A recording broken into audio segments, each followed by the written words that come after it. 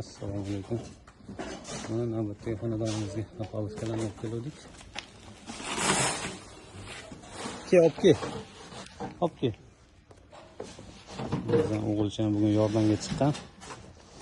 Bonuslarni berishga ber o'sh oltiga. Ustaga hormang. Olinglar, yaxshi bo'lsin.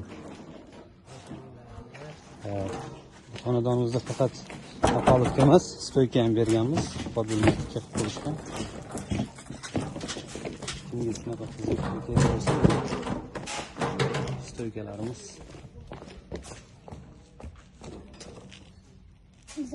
Bizamnikimi?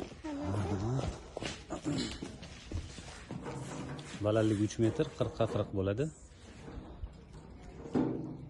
Buni faqat har doim moylab ishlatish kerak. Uni ko'p ustalar bilishadi o'zligi. Chidamli bo'ladi, uzoq muddatga yetadi.